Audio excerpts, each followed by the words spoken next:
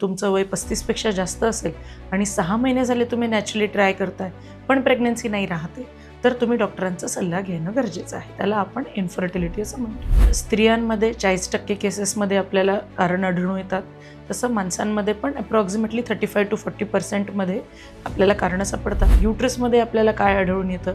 फायब्रॉइड्स आहेत, ॲडिनोमायोसिस आहे, एंडोमेट्रिओसिस आहेत. हे वेगवेगळे गर्भपिशवीचे आजार आहेत ज्याच्यामुळे आपल्याला गर्भपिशवीमध्ये प्रेग्नन्सी राहायला अडचण येऊ शकते. सीमेन अनालिसिस ज्याला आपण म्हणतो किंवा धातूची तपासणी ज्याला आपण म्हणतो, त्याच्यात स्पर्मचा काउंट किती आहे, त्यांची मोटिलिटी कशी आहे व त्यांची क्वालिटी कशी आहे हे आपण बघून येतो. स्त्री आणि पुरुष या दोन्हीमध्ये मेडिकल डिसऑर्डर्सचं प्रमाण आजकाल खूप वाढलं आहे, जे की थायरॉईड असेल किंवा डायबिटीज असेल किंवा कोलेस्ट्रॉल असेल किंवा ओव्हरऑलच तुमची तब्येत जास्त स्थूल आहे, ज्याच्यामुळे तुमच्या शरीरातली सगळीच हॉर्मोनल सिस्टीम इम्बॅलन्स आहे. तर सगळ्यात पहिले म्हणजे काय असतं की आपण जसं म्हटलो की स्त्रीबीज रिलीज होतं का नाही. कोणाला वाटतं माझी पाळी रेग्युलर आहे, मग मला काय राहायला प्रॉब्लेम आहे. तुम्हाला जर स्त्रीबीज रिलीजच नाही झालं, ज्याला आम्ही अनओव्युलेटरी सायकल म्हणतो, तर मग प्रेग्नन्सी कशी राहणार. पहिले असं होतं की नाही राहते म्हणजे प्रॉब्लेम बाईमध्येच आहे. स्ट्रेस फॅक्टर आहे, एज आहे, ॲडिक्शन आहे आणि कुठेतरी मेडिकल डिसऑर्डर्स, BP, डायबिटीज,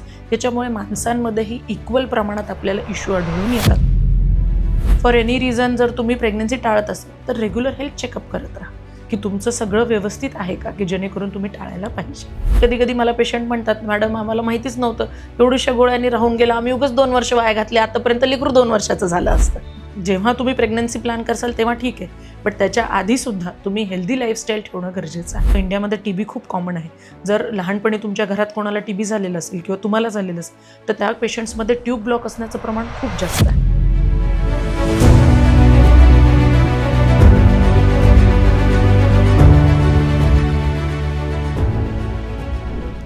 नमस्कार. द व्हाईट कोट डायलॉग या आपल्या लोकप्रिय डॉक्टरविषयक पॉडकास्टमध्ये आपल्या सगळ्यांचं मनापासून स्वागत. या पॉडकास्टमधनं आपण आपल्या आरोग्याविषयाच्या अनेक समस्या घेऊन त्यावर तज्ज्ञांचं मार्गदर्शन घेत असतो. आज आपल्याला मार्गदर्शन करण्यासाठी आपल्यासोबत आहेत प्रसिद्ध स्त्रीरोगतज्ञ डॉक्टर धनश्री लहाने मॅडम, ज्यांचं धनश्री हॉस्पिटल या नावानं छत्रपती संभाजीनगर इथं सिडको बसस्टँडच्या बाजूला हॉस्पिटल आहे आणि अनेक वर्ष त्या तिथं प्रॅक्टिस करतायत. तर त्यांच्या अनुभवातनं या आपण जाणून घेणार आहोत वंध्यत्व, समज आणि गैरसमज या विषयाबाबतीत. चला जाणून घेऊया. मॅडम नमस्कार. नमस्कार. व्हाईट कोट डायलॉग्स या आमच्या पॉडकास्टमध्ये आपलं मनापासून स्वागत आहे. थँक्यू. मॅडम, आजचा आपला विषय आहे जो खूप ज्वलंतही आहे, संवेदनशीलही आहे, वंध्यत्व. तर वंध्यत्व म्हणजे नेमकं काय? वंध्यत्व म्हणजेच इन्फर्टिलिटी. तर आपण इन्फर्टिलिटीचा त्रास आपल्याला आहे किंवा आपण ह्याच्यासाठी ट्रीटमेंट घेणं कधी गरजेचं आहे, तर म्हटलं जर स्त्रीचं वय 35 पेक्षा कमी असेल तर 1 वर्ष नॅचरली ट्राय केल्यावरही जर प्रेग्नन्सी नसेल राहिली किंवा जर तुमचं वय 35 पेक्षा जास्त असेल आणि 6 महिने झाले तुम्ही नॅचरली ट्राय करताय पण प्रेग्नन्सी नाही राहते, तर तुम्ही डॉक्टरांचा सल्ला घेणं गरजेचं आहे. त्याला आपण इन्फर्टिलिटी असं म्हणतो. म्हणजे नैसर्गिक पद्धतीने आता जेव्हा प्रयत्न करूनही राहत नाहीये बाळ, तर त्याला आपण वंध्यत्व असं म्हणतो. एक्झॅक्ट. तर यामध्ये स्त्री आणि पुरुष दोघंही असतात, दोघांचीही कारणं असू शकतात. तर यामध्ये टक्केवारी किती आहे? पर्सेंटेज जर आपण म्हटलं तर स्त्रियांमध्ये 40% केसेसमध्ये आपल्याला कारण आढळून येतात, तसं माणसांमध्ये पण अप्रॉक्सिमेटली 35 to 40% आपल्याला कारणं सापडतात व 20% हे आपण अनएक्सप्लेन्ड, ज्याच्यामध्ये आपल्याला काहीही कारण सापडत नाही तरीसुद्धा कपलला प्रेग्नन्सी राहण्यास त्रास होतो, म्हणजेच आपण अनएक्सप्लेन्ड इन्फर्टिलिटी असं त्याला म्हणतो. बरोबर. पण त्याची कारणं काही आपल्याला माहिती होत नाही किंवा निदान होत नाही. तर यामध्ये जेव्हा महिलांच्या बाबतीत बोलायचं झालं तर वैद्यकीय कारणं कोणती असू शकतात वंध्यत्वाची? महिलांमध्ये जर बोलायचं झालं तर सिस्टम वाईज जर आपण गेलो तर रिप्रोडक्टिव्ह सिस्टम ज्याला आपण म्हणतो त्याच्यामध्ये ओव्हरीजमध्ये पॉलिसिस्टिक ओव्हरी असणं किंवा मग तुमचं AMH म्हणजे तुमचं ओव्हरीजमध्ये स्त्रीबीजांचं प्रमाण कमी असणं, ओव्हरीजमध्ये गाठ असणं, ती रक्ताची असली तर हिमोरेजिक असते किंवा डर्मॉइड, अशा वेगवेगळ्या प्रकारच्या गाठी असतात ज्याच्यामुळे व्यवस्थितरित्या स्त्रीबीज बनत नाही. तो झाला ओव्हरीजचा इश्यू. दुसरं ट्यूब्स, म्हणजे ज्याला आपण फेलोपियन ट्यूब्स किंवा नळ्या म्हणतो. नळ्यामध्ये काही इन्फेक्शनमुळे ब्लॉक असेल किंवा काही प्रोसिजरमध्ये तुमच्या नळीला काही इजा झाली असेल. आणि तिसरं म्हणजे युट्रस. युट्रसमध्ये आपल्याला काय आढळून येतं? फायब्रॉइड्स आहेत, ॲडिनोमायोसिस आहे, एंडोमेट्रिओसिस आहेत. हे वेगवेगळे गर्भपिशवीचे आजार आहेत ज्याच्यामुळे आपल्याला गर्भपिशवीमध्ये प्रेग्नन्सी राहायला अडचण येऊ शकते. तशीच कारणं माणसांमध्येही आढळून येतात, ज्याच्यात आपण सीमेन अनालिसिस ज्याला आपण म्हणतो किंवा धातूची तपासणी ज्याला आपण म्हणतो, त्याच्यात स्पर्मचा काउंट किती आहे, त्यांची मोटिलिटी कशी आहे व त्यांची क्वालिटी कशी आहे हे आपण बघून येतो. त्याचबरोबर स्त्री आणि पुरुष या दोन्हीमध्ये मेडिकल डिसऑर्डर्सचं प्रमाण आजकाल खूप वाढलं आहे, जे की थायरॉईड असेल किंवा डायबिटीज असेल किंवा कोलेस्ट्रॉल असेल किंवा ओव्हरऑलच तुमची तब्येत जास्त स्थूल आहे, ज्याच्यामुळे तुमच्या शरीरातली सगळीच हॉर्मोनल सिस्टीम इम्बॅलन्स झाली. ही विविध कारणं आहेत ज्याच्यामुळे आजकाल वंध्यत्वाचं प्रमाण बऱ्यापैकी वाढलेलं आहे. मग मॅडम, आता याच्यावर उपचार करायचं असेल तर याच्यात निदान करण्यासाठीच्या उपचार पद्धती कोणत्या आहेत? जेव्हा तुम्ही डॉक्टरकडे येता, 1 वर्ष झालं आहे तुम्ही ट्राय करताय पण तुम्हाला नाही राहिले, तर ह्याच्यात इन्व्हेस्टिगेशनमध्ये सगळ्यात पहिले म्हणजे आपलं ओव्ह्युलेशन, म्हणजे दर महिन्याला आपलं स्त्रीबीज व्यवस्थित रिलीज होतं की नाही ते बघायसाठी सोनोग्राफीज असतात. नंतर AMH म्हणजे काय असतं की नंबर ऑफ एग्स जे स्त्रीच्या शरीरात असतात हे बाय बर्थ डिसाइडेड असतात. ते आपण गोळ्या औषधांनी नंतर वाढवू शकत नाही. तर AMH किती आहे, स्त्रीबीज काही शरीरात पहिल्यापासूनच कमी आहे का ते बघणं गरजेचं आहे. दुसरी गोष्ट, ट्यूब्समध्ये काही ब्लॉक आहे का, ज्याला आपण HSG म्हणतो, त्या टेस्टने बघता येतं. किंवा गर्भपिशवीमध्ये काही अडचण आहे का, याच्यासाठी सोनोग्राफी आहे, हिस्टेरोसाल्पिंगोग्राफी आहे आणि गरज पडली तर लॅप्रोस्कोपीसुद्धा आहे. आणि माणसांमध्ये तसंच आपण सिमेन अनालिसिस करतो, जेणेकरून त्याच्यात काही प्रॉब्लेम आहे का, सोनोग्राफी काही करायची गरज आहे का, व काही मेडिकल डिसऑर्डर्स असल्यास त्याच्या हिशोबाने इलाज करणं गरजेचं असतं. पण वंध्यत्व जर आपण त्या विषयावर बोलतो आहोत तर वय आणि वंध्यत्व याचा काही संबंध असतो? हो, त्याला आम्ही मेडिकल भाषेत बायोलॉजिकल क्लॉक असं म्हणतो. की जसं आपण आधी बोललो की नंबर ऑफ एग्स जे फिमेलमध्ये असतात, ज्याला आपण स्त्रीबीज म्हणतो, हे जन्मताच फिक्स असतात आणि दरवेळेस जेव्हा पाळी येते त्याच्यातलं एक स्त्रीबीज वेस्ट होऊन जातं. त्याच्यामुळे कसं होतं, जेव्हा माझ्याकडे पेशंट येतो त्यांच्यासोबत त्यांची आई असते किंवा सासू असते, पर्टिक्युलरली आई, त्या म्हणतात मला तर खूप पटकन बाळ होऊन गेलं, आम्हाला तर 23-24 वर्षी ऑपरेशनही करून टाकावं लागलं, पण मग आता हिला का त्रास व्हायला लागला, असं काही जेनेटिक नाही, काही नाही. तर मेन फॅक्टर म्हणजे एज होतं, की तुम्ही जेव्हा कन्सीव्ह केलं तुमचं एज हे यांच्यापेक्षा 10 वर्षाने कमी होतं. That is the effect of age, की जसं जसं तुमचं वय वाढायला लागतं, नंबर ऑफ स्त्रीबीज, त्यांची क्वांटिटी म्हणजे अमाऊंट आणि त्यांची क्वालिटी, हे दोन्हीही वयानुसार थोडं थोडं खालवलं जातं, ज्याला आपण बायोलॉजिकल क्लॉक असं म्हणतो. अप टू 30 त्याची क्वालिटी बऱ्यापैकी व्यवस्थित राहते. आफ्टर 30 त्याचं क्वालिटी अजून जास्त खराब होते व तिथून पुढे प्रेग्नन्सी नॅचरली राहण्याचे चान्सेसही थोडेसे डिफिकल्ट होऊन जातं. हेच याच्यात अजून एक गोष्ट आम्ही नवीन बघतोय, ती म्हणजे सेकंडरी इन्फर्टिलिटी. म्हणजे पहिलं तुम्हाला बाळ आहे पण आता 5 वर्ष झाले, 6 वर्ष झाले, आता बाळ राहत नाही. तर पहिलं जेव्हा बाळ झालं तेव्हा तुमचं वय 23-24 होतं, मग तुम्ही 6 वर्षाचा ब्रेक घेतला आणि मग आता 2-3 वर्ष झालं ट्राय करतोय, 5 वर्षाचा ब्रेक घेतला पण राहत नाही. तर फरक कुठे आला? एज फॅक्टरमध्ये, की तेव्हा तुमचं एजनुसार तुम्हाला पटकन राहून गेलं, बट आता तुमचं एज इतकं वाढलेलं आहे, स्त्रीबीजाची पण हे क्वालिटी आणि क्वांटिटी दोन्ही कमी झालेली, म्हणून मग तुम्हाला दुसऱ्या बाळाला राहायला त्रास होतो. पहिले कसं होतं, 2 भावंडांमध्ये गॅप किती, 2-2.5 वर्षाचा, 3 वर्षाचा. एक्झॅक्टली. आता कसं आपल्याला वाटतं नाही 5 वर्ष होऊन जाऊ देत, 5 वर्षानंतर आपण बघूयात. पण मग तुमचं एज जर तुमचं पहिलं बच्चू 20ला असेल तर मग सेकंड 25ला तुम्हाला लवकर राहून जातं. बट बिकॉज ऑफ एज्युकेशन असेल, जॉब असेल, तुमचं फर्स्ट बच्चू 25-26ला झालं आणि मग सेकंड बेबी तुम्ही 31-32ला प्लॅन करताय, मग तेव्हा तुम्हाला अडचणी येऊ शकतात. तो आहे एजचा इफेक्ट, जो आपल्याला आता कटाक्षाने जाणवतोय, की प्रायमरी इन्फर्टिलिटी म्हणजे पहिल्यांदाच बाळ राहतं हे नाही, त्यासोबत दुसऱ्यांदा बाळ राहताना सुद्धा, की पहिल्या वेळेस तर व्यवस्थित राहिलं, नॉर्मल होतं, काहीच त्रास नाही झाला आणि आता 5 वर्ष झाले, 6 वर्ष झाले, आता राहतच नाही. That is what we call secondary infertility. मग त्याच्यावर आपल्याला मेन लक्षात येते की वय इथे मॅटर करतं. आणि दुसरी गोष्ट म्हणजे मेडिकल डिसऑर्डर्स. जसं जसं तुमचं वय वाढतं, प्रेग्नन्सीमध्ये हायपोथायरॉइड होणं किंवा डायबिटीज होणं किंवा बीपीचा त्रास होणं, हे तुमचं जसं जसं वय वाढतं या सगळ्या गोष्टींचा तुमची प्रेग्नन्सीवरही इफेक्ट होतो आणि प्रेग्नन्सी राहण्यावरही त्याचा इफेक्ट दिसून येतो. मॅडम कसं आहे, पण आता जर बोलायचं झालं तर लग्नाचं वय इतकं उशीर. वाढलेलं आहे, Yes, इतके exactly. उशिराच लग्न होत आहेत. तर म्हणजे 28-30च्या आत लग्न म्हणजे हल्ली होतं. फार कमी बघायला मिळतात. येस. तर मग आता तुम्हाला असं जाणवते का तुमच्या प्रॅक्टिसमध्ये मग की थोडं वंध्यत्वाचं प्रमाण वाढलेलं आहे त्यामुळं? Yes very important. काय झालेलं आहे की एज वाढल्यामुळे काय होतंय की नवीन लग्न आहे, एक तर उशिरा वय झाल्यामुळे काय होतं की प्रत्येकजण ओपिनिएटिव्ह आहे. पहिले कसं होतं, लवकर लग्न होतं, ते जे सांगितलं ते ऐकायचं आणि तेच चालणार. आता कसं होतंय, मुलींना असं होतंय की आता लग्न झालंय तर जर नोन असेल तर ठीक आहे. अरेंज मॅरेजमध्ये तुम्हाला फॅमिली माहीत नसते, मुलं माहीत नसतात. कधी कधी असं होतं की प्रेग्नन्सी राहते तरी सुद्धा ते विचार करतात की ठेवायला पाहिजे की नाही. आणि दुसरी गोष्ट म्हणजे जेव्हा राहत नाही तेव्हा सुद्धा ते असं म्हणतात की नाही, 6 महिने 1 वर्ष तर द्यायलाच पाहिजे आणि तिथून पुढे तुम्ही 1 वर्ष नॅचरली ट्राय करणार, तर तसंही तुम्ही तिशीच्या घरात चाललं जाता. तर डिलेड मॅरेज तुमचं एज्युकेशनमुळे असेल, ऑक्युपेशनमुळे असेल, ह्याच्यामुळे हा प्रमाण. आणि मग वर्किंग आहे तर मग जॉब स्ट्रेस आहे, तुमचं शिफ्ट जॉब्स आहेत, तुमचं म्हणजे असं कल्चर बऱ्याच ठिकाणी झालं आहे की हजबंड वाईफ हे सॅटर्डे संडेलाच भेटतात. मग जे नॅचरल सायकल आहे तुमचं, रिप्रोडक्टिव्ह सायकल आहे, ते सुद्धा हॅम्पर होऊन जातं.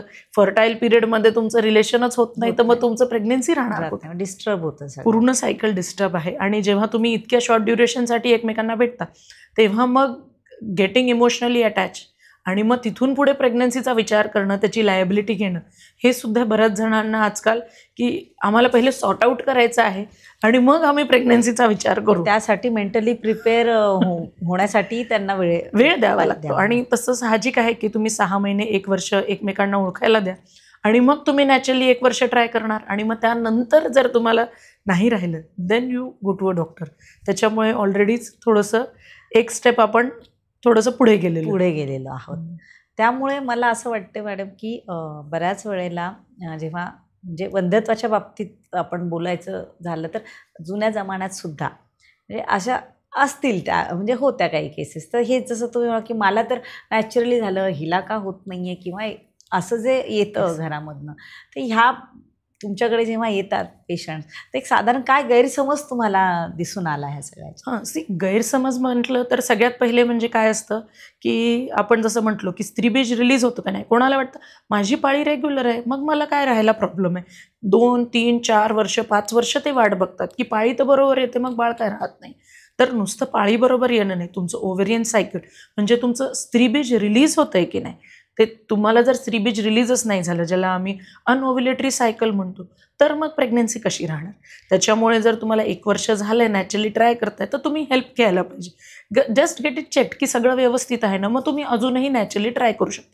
पण तुमचं ओव्युलेशन होतंय की नाही हे चेक करणं खूप गरजेचं आहे. कारण साधे सोनोग्राफीमध्ये समजून येतं की ओव्युलेशन होतंय की नाही आणि मग कसं आहे, पुढची सगळे कॉम्प्लिकेशन्स त्यामध्ये टळून जातात. दुसरं जसं आपण बघितलं की पहिले असं होतं की नाही राहते म्हणजे प्रॉब्लेम बाईमध्येच आहे, पण पूर्वीचा तो गैरसमज की ट्रीटमेंट करायला मोस्ट ऑफ द सासू आणि सून येते किंवा आई आणि मुलगी येते असं. पण आता आपण जसं म्हटलो कॉजेसमध्ये आपण बघितलं की स्ट्रेस फॅक्टर आहे, एज आहे, ॲडिक्शन आहे आणि कुठेतरी मेडिकल डिसऑर्डर्स, बीपी, डायबिटीज, याच्यामुळे माणसांमध्येही इक्वल प्रमाणात आपल्याला इश्यू आढळून येतात. त्यामुळे फिमेलसोबत मेलचं सुद्धा इन्व्हेस्टिगेशन करणं आणि गरज असल्यास ट्रीटमेंट करणं हे सुद्धा आता तेवढंच गरजेचं झालेलं आहे. त्यामुळे दोघांनीही ट्रीटमेंट घेणं, ह्याच्यासाठी सायकोलॉजिकल ब्लॉक काढणं गरजेचं आहे की रिलेशन ठेवायला काही प्रॉब्लेम नाही आहे, मग मला काय प्रॉब्लेम असणार आहे. तर तसं मॅन्डेटरी नाही. तुम्हाला इरेक्टाईल डिस्फंक्शन आहे, व्हेरिकोसिल आहे, ह्या गोष्टी तर ऑब्व्हियस विजिबल आहेत, बट त्याच्या व्यतिरिक्त सुद्धा तुमचं काउंट कमी असणं, त्याची मोटिलिटी व्यवस्थित नसणं, ह्या सुद्धा गोष्टी आहेत जे आपल्याला बाहेरनं दिसून येत नाही. त्याच्यामुळे दोन्ही पार्टनरचा इलाज करणं गरजेचं आहे. अजून एक गोष्ट जी आम्हाला आढळली म्हणजे लोकांना वाटतं डॉक्टरकडे गेलं म्हणजे हे आम्हाला तर IVF सांगणार, म्हणूनही लोक लवकर येत नाही की जोपर्यंत 7-8 वर्ष होत नाहीत की आता सगळे म्हणायला लागले तर तुम्ही काहीतरी करा, तोपर्यंत डॉक्टरकडे न जाणं. तर मला हे सांगायचं की ट्रीटमेंट ऑप्शन्स भरपूर आहेत. तर त्याच्यामुळे फक्त तेच सांगणार ह्या भीतीने डॉक्टरकडे जाणं हे टाळलं नाही पाहिजे. दुसरी गोष्ट म्हणजे फॉर एनी रिझन जर तुम्ही प्रेग्नन्सी टाळत असाल तर रेग्युलर हेल्थ चेकअप करत राहा की तुमचं सगळं व्यवस्थित आहे का, की जेणेकरून तुम्ही टाळायला पाहिजे.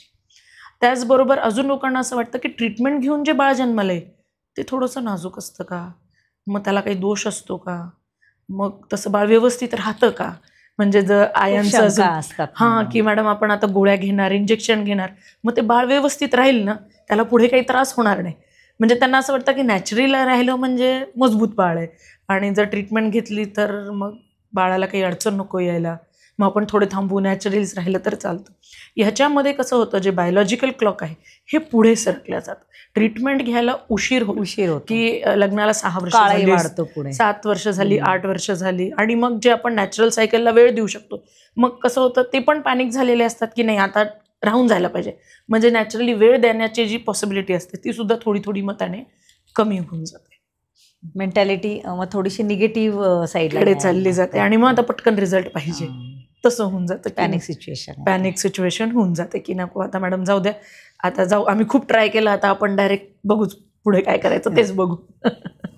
मॅडम मग आता हे सगळे समज आहेत, गैरसमज आहेत, पण आता तुमच्याकडे जेव्हा पेशंट येतो तर मग साधारण काय काय याच्यावर उपाय आहेत? कसं आहे, जसं मी म्हटलं की लोकांना वांधत्व म्हणजे IVF ही एकच गोष्ट माहिती आहे, बट IVF हे लास्ट ऑप्शन आहे. पहिले आपण ओव्युलेशन इंडक्शन आहे, बेसिक गोळ्या देऊन. म्हणजे कधी कधी मला पेशंट म्हणतात मॅडम आम्हाला माहितीच नव्हतं, एवढ्याशा गोळ्यांनी राहून गेला, आम्ही उगाच 2 वर्ष वाया घातले, आतापर्यंत लेकरू 2 वर्षाचं झालं असतं.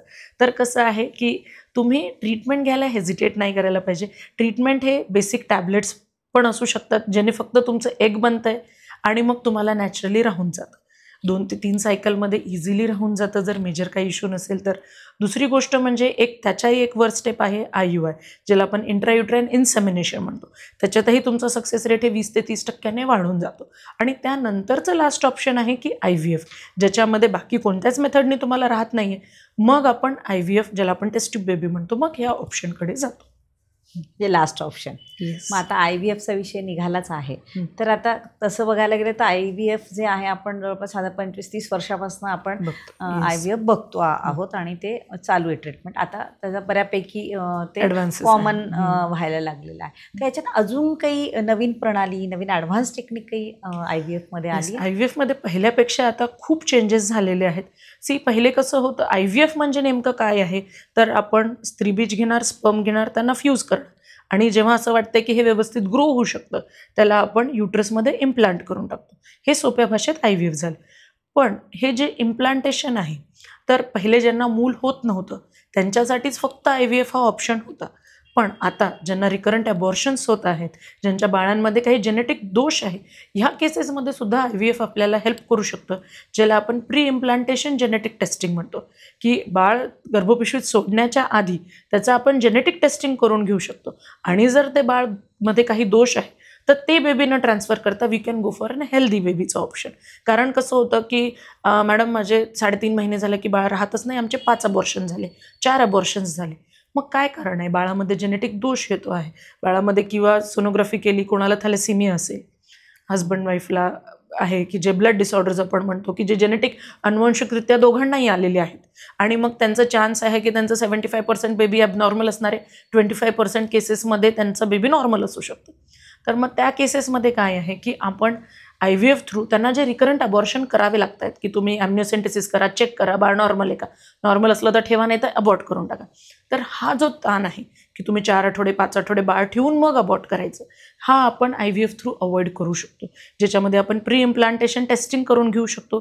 बेबी नॉर्मल आहे तरच आपण ट्रान्सफर करूयात, पण याला इंडिकेशन असणं गरजेचं आहे की काय कारण आहे, त्याच्या हिशोबाने आपण चेक करून मग हेल्दी बेबीज इम्प्लांट करू शकतो. हे एक नवीन ॲडव्हान्टेज आहे, ज्याच्यामध्ये आपल्याला एज रिलेटेड डिसऑर्डर्स असू दे किंवा अनुवंशिकरित्या पॅरेंट्सला जर काही डिसीज असेल तर ते बाळामध्ये जाण्याचं प्रमाण आपण कमी करू शकतो व आईचाही पुढचा त्रास आपण वाचवू शकतो. हो, कारण ते आधी इम्प्लांट होण्याच्या आधीच कळल्यामुळे हे सोपं होतं, आणि आईला त्या ॲबॉर्शनमुळे होणारे अजून जी शारीरिक त्रास आहे तोही कमी होऊ शकतो. अगदी. त्याच्यामुळे IVF तसं नवीन टेक्नॉलॉजी वरदान आपण त्याला ठरवू शकतो. एक्झॅक्टली.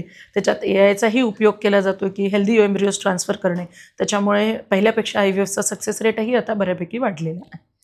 पण जेव्हा ज्या फॅमिलीमध्ये असे केस असेल तर त्या कुटुंबातल्या बाकीची जी मंडळी आहे त्यांची भूमिका काय असावी असं तुम्हाला वाटतं? कसं होतं ना, जेव्हा कपल्स ह्याला येतात, ट्रीटमेंट घ्यायला हॉस्पिटलमध्ये येतात, तेव्हा काय होतं त्यांचं जे मी असं म्हटलं की गैरसमज लोकांचे काय असतात, अरे इतक्या लवकर काय आहे, ह्याला तर 6 वर्षांनी राहून गेलं. आमचं एक नातेवाईक होतं, त्यांना 8 वर्षांनी राहून गेलं, नॅचरलीच काही ट्रीटमेंट नाही, काही नाही. मग तुम्ही इतक्या लवकर ट्रीटमेंट का घ्यायला लागले? घरच्यांचं असू दे किंवा नातेवाईक असू दे, फ्रेंड सर्कल असू दे, पहिले जसं आपण बोललो की एज कमी होतं.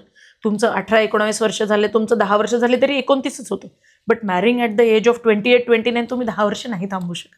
त्याच्यानंतर तुमची प्रेग्नन्सीचे चान्सेसच खूप कमी होतात. एक्झॅक्टली. तुमच्याकडे तसा वेळ मग कमी असतो. त्याच्यामुळे त्याच्यामुळे पहिले जे एक आपण 20-30 वर्षात जो चेंज बघतोय की पहिले असं होतं की 5 वर्षानंतर नॅचरली राहून गेलं, 6 वर्षानंतर नॅचरली राहून गेलं, तेवढा टाईम आता नाही आहे. त्याच्यामुळे एक असं होतं की बाबा तुम्ही इतक्या लवकर ट्रीटमेंट का घेताय. त्याच्यामुळे लोक हेजिटेट करतात की नाही, आम्ही विचार केला होता मागच्या वर्षीच, पण मग आम्ही आलो नाही.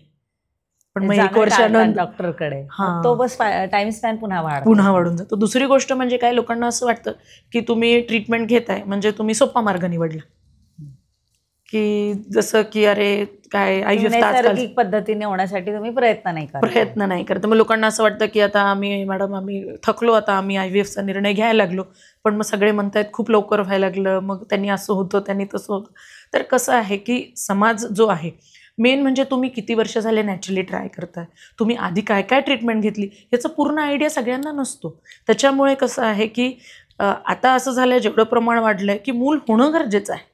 तुम्ही कोणत्याही पद्धतीने घ्या, कारण जेव्हा तुमचं एज जास्त होऊन जातं, फायब्रॉइड आहे, ॲडिनोमायोसिस आहे, तिथे एजनुसार जे हे आजार गर्भपिशवीला जडतात, ह्याच्यामुळे पेशंटला IVF थ्रू सुद्धा राहणं डिफिकल्ट होऊन जातं. त्याच्यामुळे वेनेवर यू आर डिसाइडिंग, तुम्हाला मूल होणं गरजेचं आहे, ती तुमची प्रायोरिटी आहे. बाकीच्यांचं ओपिनियन काही असू शकतं, दे डोंट नो की तुम्ही किती स्ट्रगल केलेलं आहे, तुम्ही किती दिवस झाले नॅचरली ट्राय करताय. त्याच्यामुळे जो सोशल टॅबू आहे त्याच्याबद्दल, त्यांचा काय प्रॉब्लेम आहे, त्याचं निदान झाल्याशिवाय त्याच्यावर काय उपचार केले पाहिजे, लोकांना नाही माहिती. लोकांना फक्त एक माहिती आहे की अरे यांनी ट्रीटमेंट घेऊन यांना राहिलं, यांना ट्रीटमेंट घेतल्यावरच राहिलं. तर तो मनातनं न्यूनगंड काढून टाकायला पाहिजे. आपण कसं आहे, मी एक साधं उदाहरण सांगते की जर सायकलचं टायर पंक्चर झालं तर ते पंक्चर काढून सायकल चालवणं योग्य आहे की न काढता चालवणं योग्य आहे. If there is a problem, you solve it and then go ahead. तसंच चालवलं तर अजून पंक्चर होणार, ती चालूच शकणार नाही, अजून खराबच होईल. तसंच ह्या सायकलचं पण आहे. म्हणजे हे प्रेक्षकांनी ही गोष्ट खरंच हायलाइटेड आहे ही. खरं म्हणजे लोक काय म्हणतात त्याचा विचार न करता आपण आपल्याला काय गरजेचं आहे ते तुम्ही विचार करून डॉक्टरांचा सल्ला घ्यायला हवा. आता मॅडम, वंध्यत्व, समज गैरसमज, उपचार, उपाय आपण बघितलेले, पण काही गोष्टी आपण म्हणतो ना, prevention is better than cure. तर काही गोष्टी होऊच नाही आधी, त्याचे प्रतिबंधात्मक उपाय असतात, तर ते ह्या बाबतीत काय आहे? प्रतिबंधात्मक म्हणलं तर एक तर सगळ्यात महत्त्वाचं म्हणजे की खूप गरज नसेल तर अनावश्यक प्रेग्नन्सी डिले करू नये. जर तुमचं खूपच अर्जंट असेल तरच तुम्ही तुमची प्रेग्नन्सी डिले करा, नाही तर उगं विनाकारण डिले करू नये. हॅव युअर फर्स्ट चाइल्ड, नंतर तुम्ही विचार करू शकता. ओके. दुसरी गोष्ट म्हणजे तुमची हेल्दी लाईफस्टाईल ठेवणं. कसं होतं की जेव्हा प्लॅन करायचं आहे तेव्हा आपण बघूयात, तेव्हा आपण लाईफस्टाईल बदलू, तर ते बरोबर नाही. कारण तुम्ही स्मोकिंग करणार, तुम्ही अल्कोहोल कन्झ्युम करणार, तर ते तुमचं, जसं मी म्हटलं की ते जे एग्ज आहेत ते तुमच्या ओव्हरीजमध्ये आहे. जर तुमचं हॉर्मोनल इम्बॅलन्स असेल, तुमचे 4-4 महिने पिरियड्स येत नाही आहेत, तुम्ही फ्रँटिकली पिरियड्स पुढे ढकलायच्या गोळ्या घेणं, IPILS घेणं, ह्याने तुमचं एगची क्वालिटी खराब होऊन जाते. तुम्ही खूप ओबेज असाल किंवा मग तुमचं लाईफस्टाईल बरोबर नाही आहे, शिफ्ट जॉब्स आहेत, खूप स्ट्रेसफुल आहे, तर हे तुमचं एग्सची क्वालिटी खराब करून टाकतं. सो तेच एग्स पुढे जर्मिनेट होणार आहेत जे तुमच्या शरीरात आहे. जर त्यांना बरोबर एन्व्हायरमेंट नाही मिळालं तर ते व्यवस्थित जर्मिनेट होणारच नाही.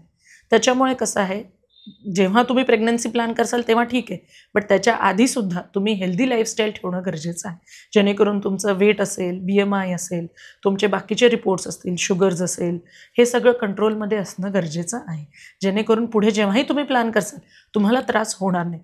पर्टिक्युलरली यंग मुलींमध्ये बिफोर मॅरेज ऑल्सो, की त्यांना वाटतं लग्न होऊस तर पाळी नाही पहिले कसं होतं की लग्न 18व्या वर्षी होत होतं, पाळी येत होती 14-15व्या वर्षी, तर मग काय म्हणायचे की 2 वर्षात तर पाळी रेग्युलर होऊन जाणार, मग लग्नानंतर रेग्युलर होते, हा एक गैरसमज होता.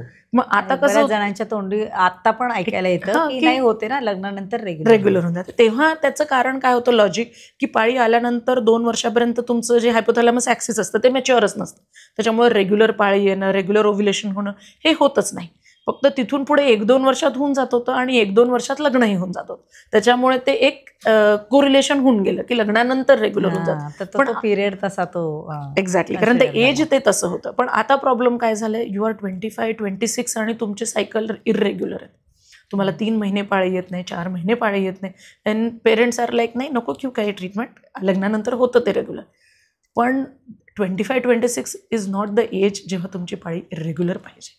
आफ्टर 20 मोर ऑर लेस तुमचे सायकल्स रेग्युलर यायला पाहिजे, तुमचं वेट व्यवस्थित पाहिजे, जेणेकरून तुम्हाला हॉर्मोनल इश्यूज होणार नाही, जेणेकरून तुमचं युट्रसचं एन्व्हायरमेंट पूर्ण खराब होणार नाही.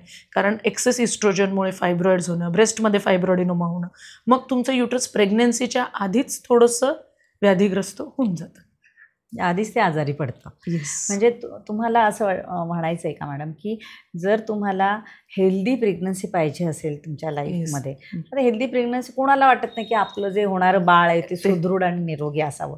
तर थोडंसं मुलींच्या बाबतीत म्हणा किंवा मुलांच्या बाबतीत सुद्धा आता हल्लीची जीवनशैली बघता थोडं लहान वयापासून त्याचं प्रिपरेशन व्हायला हवं. एक्झॅक्टली. पहिले कसं होतं, फिजिकल ॲक्टिव्हिटी खूप होती, आता शाळा संपल्यानंतर फिजिकल ॲक्टिव्हिटी काहीच नाही, त्याच्यामुळे थोडंसं मॉर्बिडिटी किंवा ज्याला आपण सेडंटरी लाईफस्टाईल म्हणतो की घर ऑफिस काम किंवा घर ट्युशन वापस घर, त्याच्यात पण सायकल नाही, 2 व्हीलर आहे तिथे पण बसायचं, घरी आल्यावर पण बसायचं, काम प्रत्येकाचं वाढलेलं आहे. त्याच्यामुळे कुठेतरी आपलं BMI इफेक्ट होणं, तुमचं आतमधलं पूर्ण हॉर्मोनल इम्बॅलन्सच होत आहे.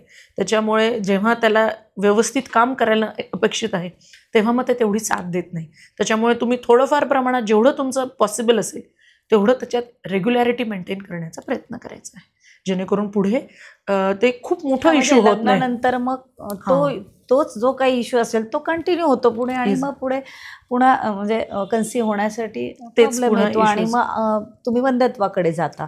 अशी सायकल होऊन जाते. पूर्वी तशी लाईफस्टाईल नव्हती म्हणून ते होत होतं नॅचरली, सगळ्या गोष्टी होत होत्या. तेव्हा आता मॅडम समजा ज्या जोडप्याला ह्या आजार आपण वंध्यत्व म्हणूया याच्यासाठी जे सामोरे जात आहेत, तर समजा त्यांच्यामध्ये काही असतील हे गुणदोष, पण आता त्यांनी ठरवलंय की आता आपल्याला आपण कन्सीव्ह करायचं आहे आपल्याला, तर एक साधारण जीवनशैली आपण म्हणतो आता आपण हे कन्सिडर्ड की जीवनशैली काही त्याला प्रो नाहीच आहे कोणत्याही आपल्या आरोग्याच्या दृष्टीनं, तर मग साधारण तरी त्यांनी किमान किती आधीपासनं ती बदलून त्या दृष्टीनं त्यांनी आपला माइंड सेट केला पाहिजे, फिजिकली पण आणि मेंटली पण. ॲक्च्युली ही खूप इम्पॉर्टंट गोष्ट आहे ज्याला आपण प्री कन्सेप्शनल काउन्सिलिंग म्हणतो, की जर तुम्ही प्रेग्नन्सीचं प्लॅन करत असाल तर तुमची हेल्थ व्यवस्थित पाहिजे.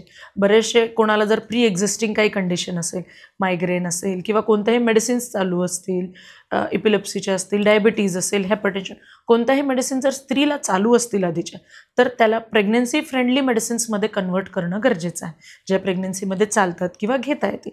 दुसरी गोष्ट म्हणजे तुमचं रुटीन हेल्थ चेकअप करणं गरजेचं आहे, कारण की आपण बघतो आता B12 व्हिटॅमिन D3 डिफिशियन्सी खूप कॉमन आहे, कारण सन एक्सपोजरच नाही आणि हे तुमच्या रिप्रोडक्टिव्ह हेल्थसाठी खूप इम्पॉर्टंट आहे. पण ह्याच्यातल्या काही मेडिसिन्स आहेत जे तुम्ही प्रेग्नन्सी राहिल्यावर नाही घेऊ शकत, तर त्यासाठी हे आधीच सप्लिमेंट घेणं, जेणेकरून प्रेग्नन्सी राहिल्यावर खूप विकनेस येतोय, खूप त्रास होतोय असं तुम्हाला होणार नाही. काही तुम्हाला सवयी असतील ज्याला आपण ॲडिक्शन म्हणतो, हे बंद करणं, ज्याचं की त्याचा बाळावर परिणाम होणार नाही, कारण ह्या सगळ्या गोष्टी हे एका दिवसात होणाऱ्या नाही, तुम्हाला याला थोडा वेळ द्यावा लागेल. So whenever you are planning की आम्हाला 6 महिन्यांनी प्लॅन करायचं, 1 वर्षाने प्लॅन करायचं, तुमचं रुटीन हेल्थ चेकअप करून घेणं, तुमच्या सवयी थोड्याफार बदलणं, तुमचं जे घर आहे ते तुमचं बेबी फ्रेंडली बनवणं, तुमची जी स्वतःची लाईफस्टाईल आहे, तुमचं जॉब प्रोफाईल आहे, हे सगळं तुम्हाला प्रेग्नन्सीला किती सपोर्ट करू शकतं, ह्या सगळ्या गोष्टींचं स्टेप बाय स्टेप जर ॲनालिसिस केलं तर विथ जॉब असेल, विथ तुमचं एज्युकेशन असेल, तुम्ही प्रेग्नन्सी मॅनेज करायला थोडं सोपं होऊन जातं. मग विनाकारण तुम्हाला प्रेग्नन्सी डिले करायची गरज नाही. Wien you plan it properly त्याचं एक्झिक्युशन व्यवस्थित होऊन जातं.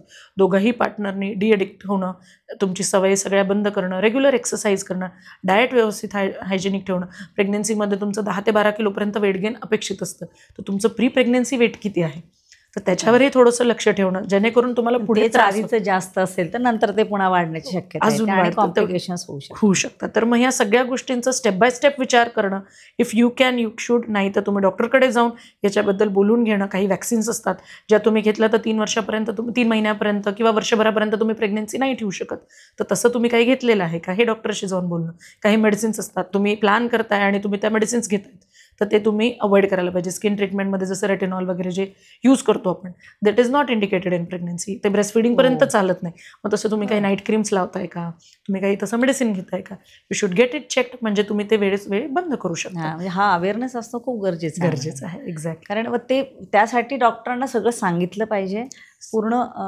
येस. आणि बरेचसे आजार असतात, कधी कधी असं होतं की लहानपणी काही आजार असतात की ज्याला आपण फिब्राईल कन्व्हल्जन म्हणतो, की ताप आला की मला 5 वर्षापर्यंत झटके येत होते, त्याच्या काही गोळ्या चालू होत्या किंवा लहानपणी काही मेडिसिन्स सुरू होत्या, तर ह्याचा पुढे चालून पण प्रेग्नन्सीवर इफेक्ट होतो किंवा प्रेग्नन्सी राहण्यावरही इफेक्ट होतो. तर मग आपण त्याचं रिइव्हॅल्युएट करून मग बघू शकतो की ह्याचा काही आपल्याला सध्या इफेक्ट आहे का, त्याच्यामुळे मेडिसिन घेता येतं. ती सुद्धा हिस्ट्री सांगितली पाहिजे. ह्या सगळं ओव्हरऑल तुमच्या जन्मापासूनचे सगळ्याची हिस्ट्री सांगितली तर सोपं होतं. म्हणजे निदान करणं पण आणि गरजेचं, उपचार करणं सुद्धा. कारण जसं आपण बघतो इंडियामध्ये टीबी खूप कॉमन आहे. जर लहानपणी तुमच्या घरात कोणाला टीबी झालेलं असेल किंवा तुम्हाला झालेलं असेल तर त्या पेशंट्समध्ये ट्यूब ब्लॉक असण्याचं प्रमाण खूप जास्त आहे. तर मग जर तुम्हाला माहिती असेल तर तुम्ही वेळेत इन्व्हेस्टिगेट करून घेऊ शकता आणि मग त्याची ट्रीटमेंटही करू शकता. You know it. म्हणजे ते उशिरा करण्यापेक्षा आणि मग लास्टला त्याला जाऊन कुठेतरी ते कळालंय पूर्ण ट्रीटमेंट घेऊन झाल्यानंतर की अरे असं होतं बरं का, माझ्या आजोबांना होता, आजीला होता, आणि मग तुम्ही कुठेतरी सब क्लिनिकली इन्फेक्ट झालात, त्याच्यात तुमच्या ट्यूब्स ब्लॉक झाल्या आणि मग तुम्ही कन्सिव्हच नाही करू शकणार. तुम्हाला काही त्रास नाही आहे, बट ते त्या एजमध्ये त्यांनी तुम्हाला एफेक्ट केलेलं आहे. सो अशा हिस्ट्री जे आहे, जे सस्पेक्टेड असतं ते जर तुम्ही रूल आउट केलं तर मग तुमचे ट्रीटमेंट ड्युरेशनही लांब होत नाही आणि विनाकारण तुमची फजितीही होत नाही. बरोबर. डॉक्टरांनाही कळतं की नेमकं काय त्याच्यावर, आणि जी काही ट्रीटमेंट घेतात ती पटकन लागू पण होते. एक्झॅक्टली. बरोबर. जसं शेवटी आपण शेतीमध्ये नवीन बीज पेरत असतो त्यावेळेस शेतीची जशी मशागत तिला तयार करतो, प्रिपेअर करतो, तसं आपल्या बॉडीला आणि मनाला सुद्धा प्रिपेअर केलं गेलं पाहिजे. जरी ती नैसर्गिक असली क्रिया तरी सुद्धा तुम्हाला हे प्रिपरेशन करणं खूप गरजेचं आहे. बरोबर. मॅडम, तुम्ही वंध्यत्व, समज आणि गैरसमज या विषयावर इतकं सुंदर मार्गदर्शन आणि सोप्या भाषेत केलं. मला वाटतं आमच्या प्रेक्षकांना त्याचा खूप नक्कीच फायदा होणार आहे. आपण इथं आलात, आम्हाला मार्गदर्शन केलं, त्याबद्दल आपले व्हाईट कोट डायलॉग्सच्या वतीनं मनापासून धन्यवाद. Thank you so much madam. Thank you. मंडळी, पहा, तुकाराम महाराजांनी सुद्धा सांगितलं आहे की शुद्ध बीजापोटी फळे रसाळ गोमटी. म्हणजे त्यासाठी तुम्हाला वंध्यत्व होऊ नये, त्यासाठी काय उपाय केले पाहिजे, ते झालंच तर त्यावर काय उपाय आणि उपचार आहेत आणि कशा पद्धतीने तुम्ही उपाय केले पाहिजेत आणि जीवनशैली आपण ती पाळली पाहिजे याविषयीचं आपल्याला संपूर्ण मार्गदर्शन आजच्या पॉडकास्टमधनं डॉक्टर धनश्री लहाने यांनी दिलेलं आहे आणि याचा आपल्याला नक्कीच फायदा होईल याची मला पूर्ण खात्री आहे. अशाच काही समस्यावर तुम्हाला काही मार्गदर्शन पाहिजे असेल, आरोग्यविषयक समस्यांबद्दल बोलते आहे मी, तर तुम्हाला कोणाला सांगता येत नाही आहे, बोलता येत नाही आहे, शेअर करता येत नाही, तुम्ही आमच्याशी शेअर करू शकता. कमेंट बॉक्समध्ये आपला विषय टाका, त्यावरच्या तज्ज्ञांकडनं आम्ही मार्गदर्शन घेण्याचा प्रयत्न करू आणि ते तुमच्यापर्यंत पोहोचवण्याचा प्रयत्न करू. व्हाईट कोट डायलॉग्स या आमच्या चॅनलला लाईक करा, शेअर करा आणि सबस्क्राईब करा आणि हे नॉलेज आपल्याला सगळ्यांपर्यंत पोहोचवण्यासाठी आम्हाला मदत करा. आपण दिलेल्या प्रतिसादाबद्दल मनपूर्वक धन्यवाद.